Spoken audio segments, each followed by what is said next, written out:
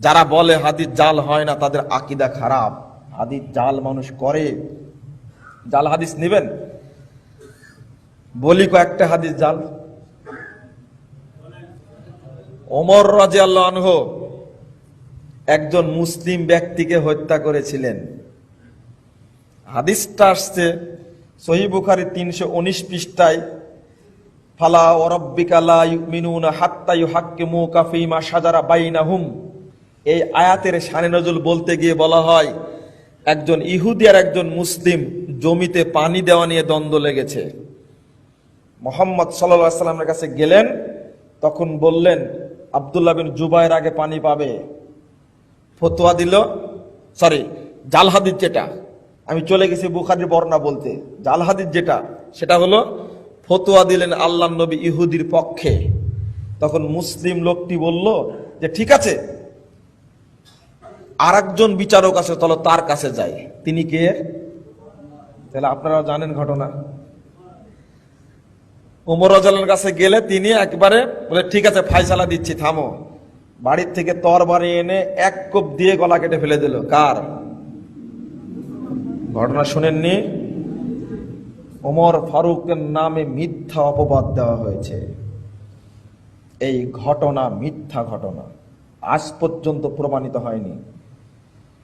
অথচ 700 হিজরিতে এই ঘটনা সম্পর্কে ইমাম ইবনে কাসির রাহিমাহুল্লাহ বলে গেছেন এটা হলো মিথ্যা ঘটনা। আজও বাংলাদেশে চলছে। আর একটা শুনেছেন, ওমর রাদিয়াল্লাহু আনহু তার ভগ্নিপতিকে, বোনের স্বামীকে পিটালো না? বোনকে পিটানো একটা ঘটনা শুনেছেন না? ওই যে সূরা তাহা পড়ছিলেন, কে মারবে মোহাম্মদকে, বেরিয়ে গেছেন লা হাওলা ওয়ালা কুওয়াতা বিল্লাহ। এই ঘটনা জয়ীফ মুনকার বর্ণনা। ওমরে ফারুক ইসলাম গ্রহণ করেছিলেন রাসূল সাল্লাল্লাহু আলাইহি ওয়াসাল্লামের দুআয়। খুলুন তিরমিজি 2য় খণ্ড 209 পৃষ্ঠা।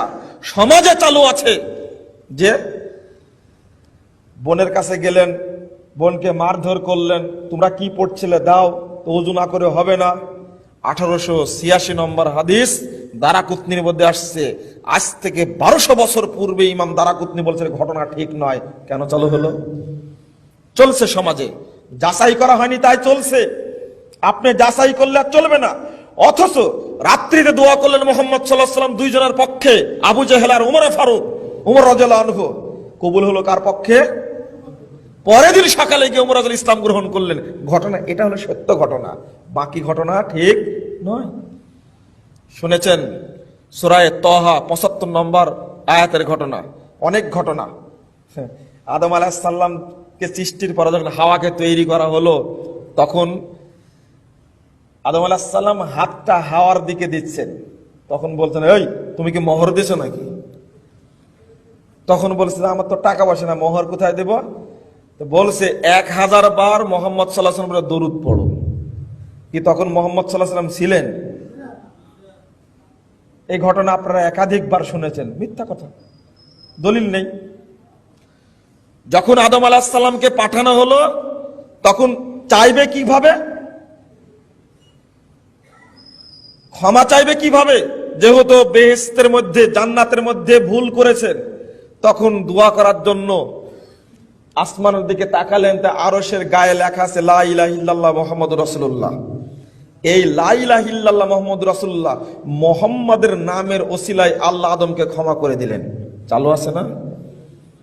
এই ঘটনা ঠিক নয়। আপনি বিশ্বাস করলে অন্যায় হবে। আরশের সাথে লেখা ছিল। অন্যতম মিথ্যা কথা চালু আছে এই মর্মে, যদি মুহাম্মদকে সৃষ্টি না করা হতো তাহলে গোটা জাহান সৃষ্টি করা হতো না, জান্নাত সৃষ্টি হতো না, জাহান্নাম সৃষ্টি হতো না। মিথ্যা কথা, জাল হাদিস এটা চালু আছে। ইব্রাহিম আলাইহিস সালাম 300 উট কুরবানি করেছিলেন 3 দিনে। ইসমাইলকে কুরবানি করার সময় চালু আছে সমাজে, কিন্তু দলিল তো নেই। আইয়ুব আলাইহিস সালামকে 18টি বছর পোকাতে কামড়িয়েছে, চালু আছে সমাজে, কিন্তু এই কথার ভিত্তি নেই, মিথ্যা কথা একেবারে। ইউসুফ আলাইহিস সালাম জুলেখের সাথে প্রেম করেছিলেন এবং বিয়ে করেছিলেন, একেবারেই মিথ্যা কথা। একটা নবীর জন্য নষ্টা মহিলার সাথে বিয়ে হয়?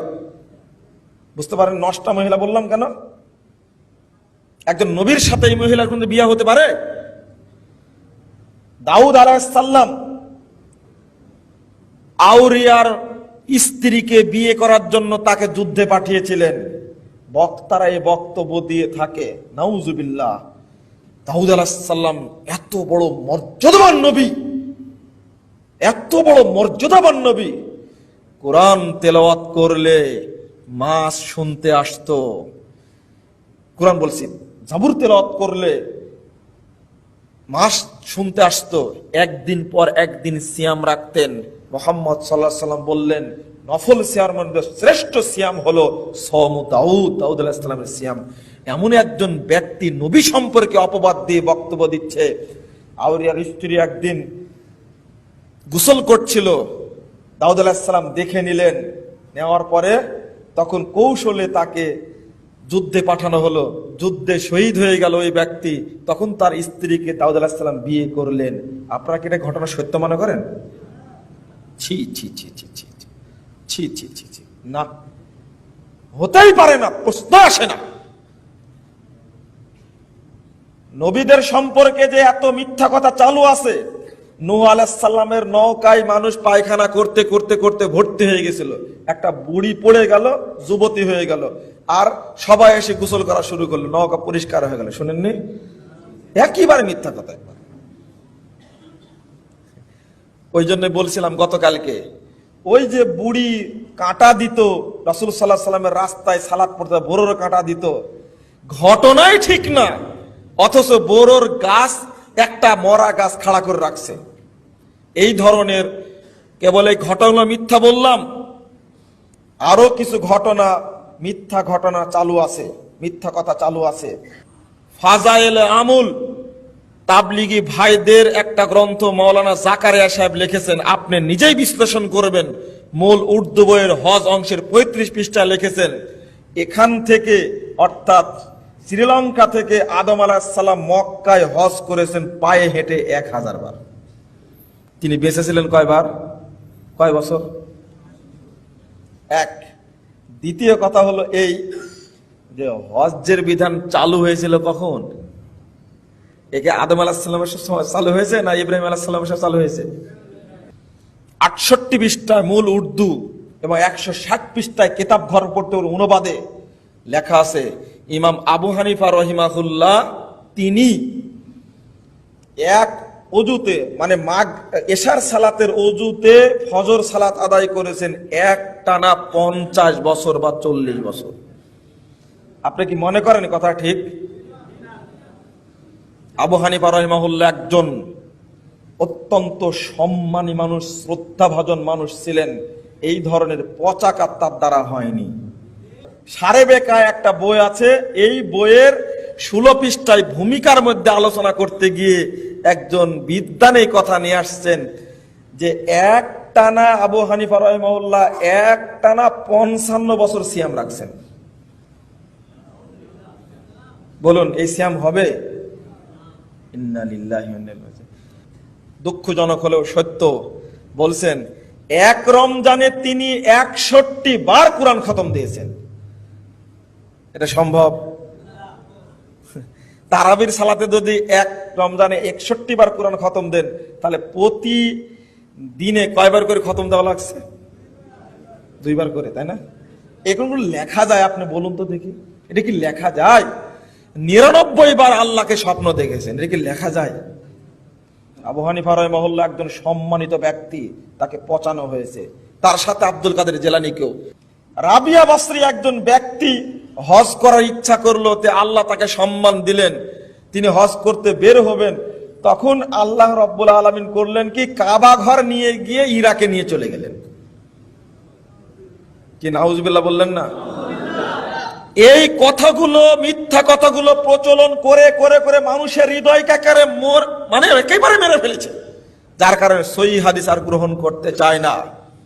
গাউসে পাকের গল্প, আব্দুল কাদের জিলানী যখন মারা গেলেন, নাউজুবিল্লাহ, এই ঘটনা বলাটাই খারাপ লাগছে। আপনি জানেন যে আব্দুল কাদের জিলানী সম্পর্কে বলা হয় যে 18 পারা কোরআন হেফজ করে পেট থেকে জন্ম নিয়েছিল। যখন কবরে মারা গেছেন, চলে গেছেন, তখন মুনকার নাকির আসছে। আসার পরে মুনকার নাকিরের 2 হাত ধরেছে, বলছে এই তুই রাসূলের নামের খেলাপ করেছিস তোরা, কেন সালাম দিয়েছিস? আপনার একটু লক্ষণীয়, ঘরে ঢুকতে হলে সালাম দিতে হয় না? সালাম দিতে হয়। আপনি বলেন, এই সালাম দিয়েছিস, তোরা অন্যায় করেছিস। সর্বনাশ, মুনকার নাকিরের হাত ধরে ফেলেছে কে? গাউসে পাক, কে? আব্দুল কাদের জিলানী ধরে ফেলেছে। আল্লাহর নবীর সুন্নাত সালাম দেওয়াত, আমার নবীর সুন্নাতকে অস্বীকার করেছে, তোদের এত বড় সাহস, ধরে ফেলেছে। এবার আল্লাহ কে বলছে যে আল্লাহ তুমি এমন বান্দার কাছে পাঠাইছো, এ তো আমাদের আর কবর থেকে বের হতে দেয় না। তখন আল্লাহ বলছেন, বেকুবরা, যাত্রার কাছে যখন তখন যেতে হয়, তোরা ভুল করেছিস, ভুলের সংশোধন করে নে। আল্লাহ তোমার কাছে গিয়ে আমি অনুমতি নিয়ে আসবো। ফেরেশতারা বলছে, দেখেন কথাটা কত জঘন্য। যখন চলে যাচ্ছে বলছে, না তোরা আল্লাহর কাছে যাবি না, আর আসবি না, তোরা পালাবি। তোরা বল আমার কাছে ওয়াদা কর, আজ থেকে নিয়ে কিয়ামত পর্যন্ত আমার যত মুরিদান পৃথিবীতে আসবে তাদের কবরে আসবি কিনা বল। প্রথম কথা হলো এই কবরের প্রশ্ন উত্তর সম্পর্কে পৃথিবীর কোনো লোক কি জানতে পারে? তৈরি হলো কিভাবে? ওই বক্তাকে আপনারা এই দেশে টাকা খরচ করে নিয়েও আসেন, বলে দিলাম স্পষ্ট, ভাবতে হবে। বলছে কে? ওরে বেটা, গাউসে পাকের নাম জপিলে আল্লাহ পাওয়া যায়। ঠিক এই সমস্ত প্রতারক আলেমদের অসম্ভব, শরীয়তের সবচেয়ে অপব্যাখ্যাকারী, ইসলামের বড় শত্রু এই সমস্ত ব্যক্তিরা, যারা মানুষকে ধরে ধরে মুশরিক তৈরি করে। শুধু তাই, মেরাজে যাওয়ার সময় যখন রাসূল সাল্লাল্লাহু আলাইহি সাল্লাম আরশে উঠবেন, দেখেন ঘটনা কাকে বলে, ঘটনা কাকে বলে। যখন উঠবেন তখন বলছেন, জুতা খুলে আরশে উঠছেন। তখন ওখানে আব্দুল কাদের জিলানী বলছেন, আরে মোহাম্মদ তুমি জুতা খুলে উঠছো কেন? তুমি জুতা নিয়ে উঠো, কারণ জুতা পায়ে দিয়ে উঠলে আরশের মর্যাদা বৃদ্ধি পাবে জুতার কারণ। ওখানেও আব্দুল কাদের জিলানী